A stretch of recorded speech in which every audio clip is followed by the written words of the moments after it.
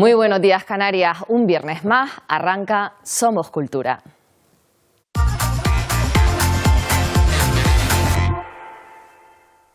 Algunas figuras son tan inmensas, tan inabarcables, que no es posible analizarlas en su justa medida sin ayuda. Es el caso de Alonso Quezada, que fallecía hace 100 años y al que se le dedica este 2025 el Día de las Letras Canarias. Hoy no tendremos un único entrevistado, sino que hablamos con muchas de las voces autorizadas para ayudarnos a conocer y con suerte entender a Quezada, su figura, su prolífica obra, su agitada vida y su particular personalidad. Así que prepárense para viajar con nosotros hacia la Canarias de principios del siglo pasado, de la mano del menos modernista de los modernistas, del hombre triste, de mirada irónica, del contable con alma de poeta, don Alonso Quezada. Pero antes de centrarnos del todo en Alonso Quezada, vamos a dedicar un momentito a la agenda cultural. Hoy así, luego ya Alonso Quezada, pero ahora empezamos con ópera. El Teatro Pérez Galdós, en Las Palmas de Gran Canaria, acoge la última de las representaciones del programa doble operístico compuesto por Ilza Barro y Levigi.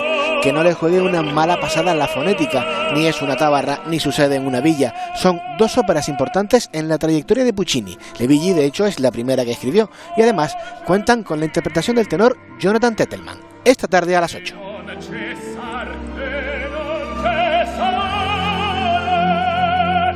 Una versión muy particular del Carnaval de los Animales de Camille Saint-Saëns estará este fin de semana en Canarias, hoy en el Espacio La Granja en Tenerife a las 7 menos 10 y el domingo en el Teatro Guiniguada en Gran Canaria a las 6 de la tarde.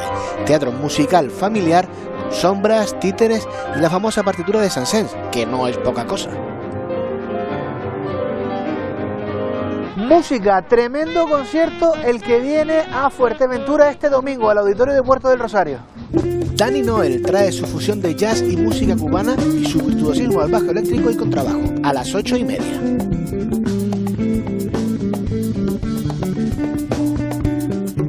Teatro, pero teatro intenso. Hoy en Lanzarote, a las 8 de la tarde, en El Salinero, en Arrecife, Aranza Coello se sube a las tablas para interpretar su monólogo Desprendimiento, en el que reflexiona sobre la soledad, la tristeza y la pérdida. Pero el trabajo lo hago yo, ¿eh? Y además, esta tarde a las 6, en el Conservatorio de Las Palmas de Gran Canaria, la Asociación Enclave Artístico ofrece un concierto muy especial. La orquesta de alumnos de primer y segundo curso de cuerda ofrecerá un recital en el que además contará con alumnos neurodivergentes para hacer una oferta de ocio inclusivo. Maravilla. Y ahora ya sí, ahora ya vamos con Alonso Quezada, porque precisamente esta tarde a las 7:30 en la Biblioteca Saulo Torón de Telde habrá una representación de Señoras de Ciudad, un espectáculo teatral creado a partir de textos en prosa de Alonso Quezada. Alonso Quezada en la Biblioteca Saulo Torón. Queda todo entre amigos. Alonso Quezada logró efectivamente que su nombre esté un siglo después de su muerte escrito con letras de oro entre los grandes de la literatura canaria. Su voz se juntaba con la de Tomás Morales y la de Saulo Torón para cantarnos la vida de principios del siglo XX. Pero mientras el canto de Tomás y el de Saulo buscaba la belleza y la vocación del mar, con voces claras y limpias, con la perfección de una soprano, la de Alonso era rugosa, como la de Nick Cave, disonante, como la de Bob Dylan, una voz que ofrecía emoción más que técnica, repleta de humor y socarronería, y que hablaba más de cementerios que de playa. Era un hombre que, digamos, propenso a la melancolía, para dejarlo así, ¿no? Y además se notaba en sus cartas, se notaba en su propia literatura, en su poesía. Era un hombre que desesperadamente quería salir de aquí. Es más romántico que modernista y además es más prosaico que poeta, o sea, es tan prosaico como poeta, porque la poesía de Alonso Quezada tiene mucho de prosa, ¿no? Es esa prosa poética de contar, es una escena, es una narración, estás viendo el poema, ¿no? El poema de Quezada, en algunos casos, sobre todo el Lino de los Sueños, tú le puedes poner una cámara y puedes rastrearlo y haces un corto, ¿no? El teatro es un teatro tipo Bergman, ¿no? Es un tipo de un teatro muy complicado. O sea, tiene aquello de presentación, nudo y desenlace, pero yo creo que es una ensoñación, que podía plasmar allí, escenificar allí todos sus miedos, ¿no?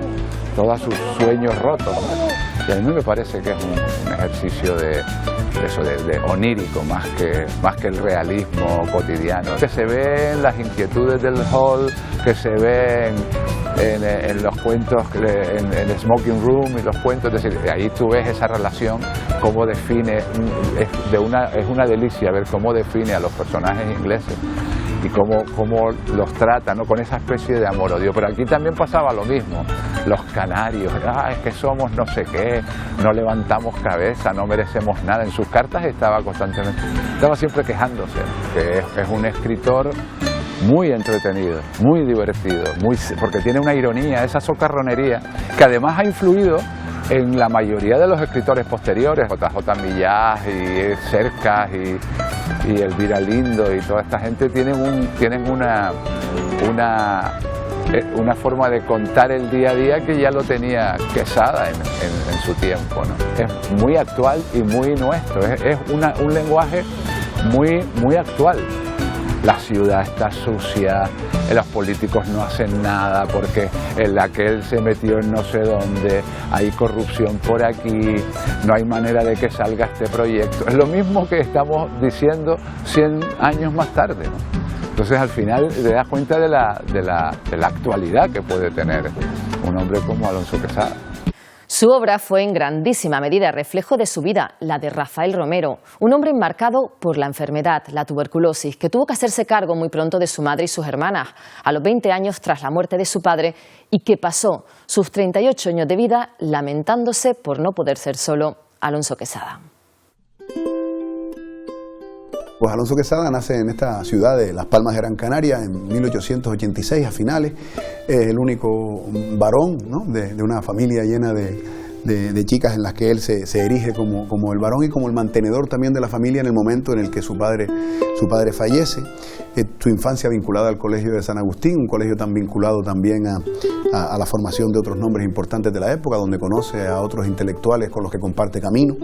Y después, pues, un hombre al que la escritura lo cautivó desde siempre, ¿no? Fallece a finales del 25, antes de cumplir los 39, y claro, en esos 38 años le dio tiempo de lo que le dio tiempo, y entre otras cosas eso yo creo que es uno de los que mejor conoció, seguramente por su propia realidad familiar, primero por la familia heredada y después por la familia creada, pues ese universo femenino, ¿no?, de esas mujeres que evidentemente tan difícil lo tenían.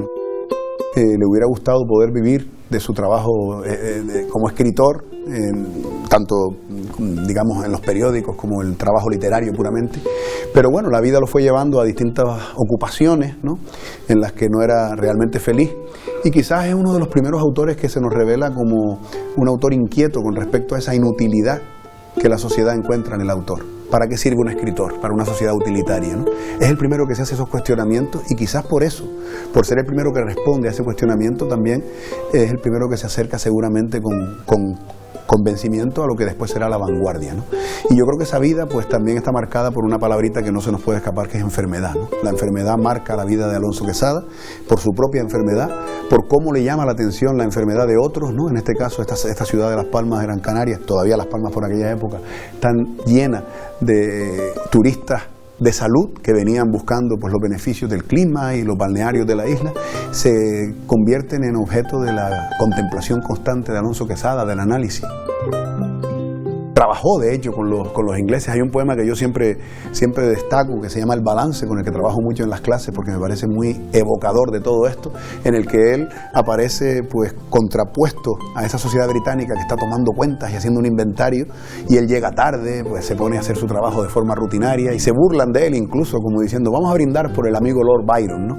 Ese poema es sintomático de eso. Esa escultura que los refleja a los tres en Agaete, en el Paseo de los Poetas, yo creo que refleja bastante la personalidad de cada uno de ellos, ¿no? Tomás Morales ahí erguido, con el brazo en alto y seguramente recitando algunos de sus versos, Saulo extasiado contemplando a su admirado amigo, y Alonso pues ahí en esa tormenta constante que fue su vida, tanto por la enfermedad como por el propio, digamos, divagar de ese lino de los sueños que Saulo le decía que devanaba constantemente, ¿no? Yo creo que esa personalidad más introspectiva, más, digamos, hacia adentro que tuvo Alonso, que tuvo Rafael Romero, yo creo que se refleja perfectamente en su obra. Y yo creo que hace que aquello que se ha dicho tantas veces de que escribieron, o sea, que vivieron tremendamente unidos, pero escribieron tremendamente separados, se ratifique, ¿no? Hay otra foto, una foto mítica, ¿no?, en la biblioteca del propio Alonso Quesada, en la que aparecen otra vez esos personajes, cada uno en su actitud, y aparece la frase de no presto libros a nadie, que no se le puede ocurrir a nadie sino a Alonso Quesada, evidentemente. Quesada vivió en la época en la que reinaba el modernismo, no ya en la literatura y concretamente en la poesía, donde por supuesto era la corriente más popular a principios del siglo XX, también muchísimo en las artes plásticas. Néstor de la Torre, amigo de la infancia de los poetas Morales, Quesada y Torón, es el autor de la portada del Lino de los Sueños. Por aquel entonces, ser moderno significaba ser modernista.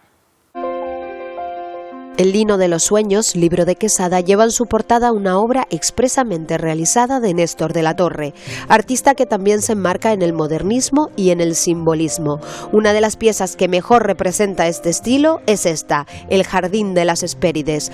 El Jardín de las Hespérides albergaba unos manzanos de oro, esas manzanas que en la obra de Néstor caen casi como una lluvia de oro, pues otorgaban la vida eterna a quien las podía comer, y por eso estaban custodiadas precisamente por las Hespérides y también por el dragón Ladón que sale en la obra en el fondo, y el jardín se situaba a los pies del monte Atlas, que precisamente lleva muchas veces a relacionarlo con los restos de la Atlántida, ubicado posiblemente en Canarias, ¿no?, que se contrapone, sin embargo, con esa otra mirada hacia las Canarias del aislamiento, de la soledad, de alguna manera, de las dificultades del paisaje árido. Como vemos, es posible que estas 7 Hespérides que están custodiando el jardín hagan alusión a las 7 Islas Canarias. Es una idealización, no es realista, porque sabemos que Néstor también jugaba con ese simbolismo. ¿Cuáles son las características principales? Como vemos, ese gusto por la línea curva, el gusto por la naturaleza, el dibujo definido y sobre todo este ambiente como de ensueño, onírico, de disfrute, una belleza exótica y erótica que se está viendo también en todo el continente, porque como sabemos el modernismo llega a España de la mano del Art Nouveau, que se origina en Francia, pero que tiene eco en toda Europa. Otro ejemplo es Alphonse Mucha. Vamos a hacer el ejercicio de comparar estas Hespérides de Néstor de la Torre con algunas de las obras de Alphonse Mucha. Como vemos, son mujeres también muy bellas, muy exótico, el gusto por lo floral, y es que estamos ante un arte que reivindica lo moderno, reivindica además la democratización del arte y de la belleza en cualquier objeto, incluso en joyerías, mobiliario y arquitectura. Las obras de Néstor de la Torre son fiel reflejo de un movimiento estético que comienza muy lejos de las islas y que, sin embargo, el artista gran canario supo adaptar e inmortalizar. La vigencia de los textos de Alonso Quesada es evidente para todo aquel que se acerque a ellos, pero la única manera de saber si el propio autor ha pasado la prueba del tiempo es preguntarle a los más jóvenes, a quienes se están preparando para ser referentes académicos del futuro. Solo ellas y ellos saben si las palabras de Alonso Quesada resuenan en una generación 100 años más joven. Así que, lógicamente, a ellos y a ellas acudimos para saber si Alonso Quesada aún camina por nuestras calles. Tuvimos la oportunidad de hacer un curso de extensión de Alonso Quesada y cada viernes íbamos al aula y leíamos la obra, leímos toda su poesía, todas sus crónicas y todo su teatro. A mí me gusta mucho, también porque escribo poesía, su faceta como poeta. Creo que al final dentro de su poesía escribe de todo y escribe tanto poesía amorosa como poesía crítica con los ingleses cuando llegan y sobre también su propia vida. Pasó lo que tenía que pasar. Y recuerdo que al principio quizás fui un poco más reacia a acercarme a Alonso porque estaba acostumbrada a la poesía de Tomás, pero al final Alonso terminó conquistando. Yo creo que donde más brilló, por lo menos donde más me llegó a mí, fue en la prosa, su expresión más completa, donde él analiza la sociedad de las Palmas de Gran Canaria de ese momento y cómo se expresa y cómo dibuja, una realidad que mucha gente no sabía ver o no era capaz de detectar, y que gracias a él, pues a día de hoy también somos capaces de adivinar o de vislumbrar cómo se vivía en aquel entonces. Antes hablábamos con Geray, que él nos comentaba que Tomás Morales es un escritor mucho más clásico, quizás que podría ser de otro tiempo. Saulo Torón es un poeta mucho más aislado, es como una persona mirando desde su ventana. Él muchas veces se describe como mirando desde la orilla, sin más. Y yo creo que Alonso Quesada es un poco el salvaje de los tres. Creo como Xavi que brilló quizás, o por lo menos pasó a ser más conocido por la faceta de poeta, pero a mí con la que más conecté yo fue con la de su prosa, más concretamente con las crónicas, claro. Así como al leer, por ejemplo, a Tomás Morales, sí sentimos que su lenguaje no es tan contemporáneo o tan cercano a nosotros, creo que con Alonso no pasa eso. Alonso, además de tener una expresión súper ligera, súper sencilla y súper comprensible, nos habla de una realidad que nos queda muy cercana. Él tiene una capacidad de analizar y de observar y de retratar que hace que prácticamente cualquier persona que lo lea conecte con él. Y Alonso al final le da a ese trío una seriedad y también una socarronería, una ironía y un humor que quizás les falta en cierta medida a Tomás y a Saulo. La poesía canaria, la literatura canaria en general, pero quizá autores como Alonso se han visto como relegados o sustituidos por otros autores. El hueco que le damos, por ejemplo, que no se lo quiero quitar, a Cervantes en la primaria o en secundaria, ya lo tiene por muchas otras influencias de fuera, y sin embargo Alonso Quesada, Tomás Morales, Saulo Torón, Pino Ojeda, Josefina de la Torre, un montón de autores y autoras canarios y canarias no vemos en la enseñanza primaria y secundaria, ni los vamos a ver. Salimos de los colegios y de los institutos sabiendo un montón de fuera y sin conocer y amarlo de dentro. Y por supuesto, esta semana recomendamos, sobre todo, leer a Alonso Quesada. Pero por si se les escaparon en su día y quieren profundizar en la obra y en la época de Quesada, pueden acudir a YouTube y recuperar los episodios que el programa de esta casa, Canarias Escultura, dedicó a Tomás Morales y a la Umbría. Y además pueden escuchar las recomendaciones de los más jóvenes, que además de estudiar al poeta, pues nos indican cuáles son sus obras favoritas.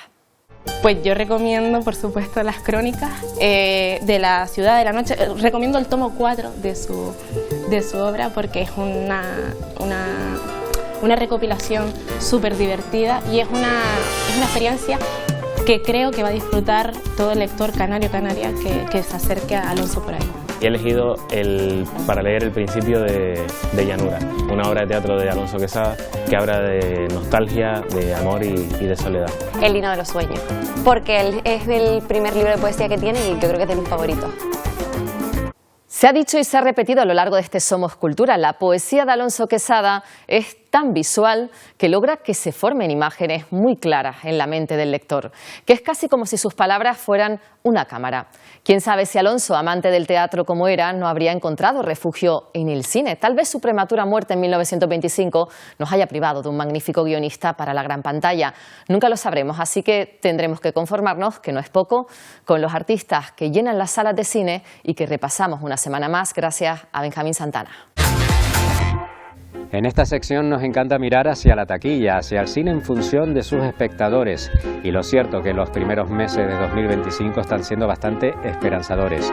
Las cifras no son iguales que antes de la pandemia, pero al menos los números no son tan malos como a principios de 2024, unos números que hicieron saltar todas las alarmas. Lo que no cambia es la apuesta de los grandes estudios para atraer espectadores a los cines. Se sigue apostando por secuelas, precuelas o nuevas interpretaciones de historias ya vistas, es decir, se busca al espectador dándole historias que ya conoce. Este año, por ejemplo, vuelve Parque Jurásico. Tras el millonario éxito de la segunda trilogía oficial, vuelven a las pantallas los dinosaurios que hicieron aún más rico a Steven Spielberg en 1993. Tras 6 películas que han demostrado el atractivo para el público de grandes actores, corriendo delante de Velociraptors, en este caso será Scarlett Johansson la que tenga que jugarse la vida volviendo al parque original. Me volvían a imprimir cada vez que moría. Pero como nosotros no le hacemos ascos a lo nuevo y atrevido, no nos olvidamos de lo que promete ser una de las sensaciones del año. Mickey 17 es lo nuevo del director Bong Joon-ho tras el éxito de Parásitos. Esta aventura de clones infinitos de Robert Pattinson, que muere una y otra vez hasta encontrarse con una copia suya, ha encantado a la crítica que ya ha podido verla. Esperamos que la taquilla apueste y apoye también esta obra original. Será el primero a la vez, no el doble de diversión. Y entre los estrenos de hoy encontramos esas dos tendencias. Hay secuelas, por supuesto, pero también hay historias originales para descubrirnos nuevos mundos y nuevos miedos. El director de Long Legs, una de las sensaciones del terror de la temporada pasada, vuelve a la carga con El mono de Monkey, una nueva adaptación de la obra de Stephen King que llega con excelentes críticas. El punto de partida no puede ser más loco. Un muñeco con forma de mono provoca horribles muertes entre los que lo rodean. El diablo. Los sueños se vuelven reales y... Seguimos apostando por el género fantástico con Daniela Forever. Es la nueva propuesta del director Nacho Vigalondo, que llegó a las puertas del Oscar con su cortometraje A las 7:30 de la mañana. En la película, un poderoso medicamento permite a los pacientes controlar los sueños que tienen, tanto que termina provocando una peligrosa dependencia al enamorarse de una de sus creaciones. Superar la dependencia emocional. Y seguimos con una de las sorpresas de la temporada, Aún estoy aquí, producción brasileña que le podría dar el Oscar a Fernanda Torres si Demi Moore se lo permite en una carrera final que está dando muchas sorpresas a las candidatas al premio. La película se ambienta en la dictadura militar brasileña de 1971. Su protagonista es una mujer que decide movilizarse tras la desaparición de su marido. Don, ha llegado una carta de Perú para ti. Oh. Y terminamos como empezamos, dejando de lado las historias originales y hablando de una nueva secuela. Paddington, Aventura en la Selva, es la tercera entrega de las aventuras de este osito, que también, hay que destacarlo, ha conseguido siempre el aval de la crítica. Grandes rostros del cine británico como Olivia Colman, pero también se unen a esta aventura Antonio Banderas. Bienvenido a Perú. Y no descubrimos nada nuevo si decimos que la serie también se nutre de secuelas y nuevas reinterpretaciones, sobre todo gracias al apoyo de los fans más fieles. Huye del dolor. Todos buscan el placer. Ya se puede ver, por ejemplo, en Max la tercera entrega de The White Lotus, esa extraña serie donde en cada temporada un grupo nuevo de protagonistas descubren sus intimidades mientras viajan por el mundo. La crítica vuelve a celebrar por todo lo alto la calidad de una serie que nació para rellenar los meses de verano. Nos vamos, encuentren siempre un huequito para disfrutar del cine y las series, ya sean secuelas o historias originales. Eso sí, siempre con moderación. Nos vemos en 7 días. Pues terminamos. Hasta aquí nuestro espacio de hoy. Esperamos que tengan un feliz Día de las Letras Canarias. Nos vemos, si ustedes quieren, el próximo viernes.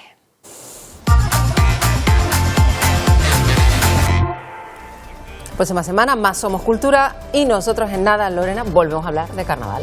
Sí, mucho tema de carnaval porque queda fiesta por delante. Cuenta atrás para importantes citas durante todo el fin de semana. Esta noche, sin ir más lejos, la gran final de Murgas en Las Palmas de Gran Canaria y en Tenerife, un esperadísimo concurso de la canción de la risa en el Teatro Guimera de la capital.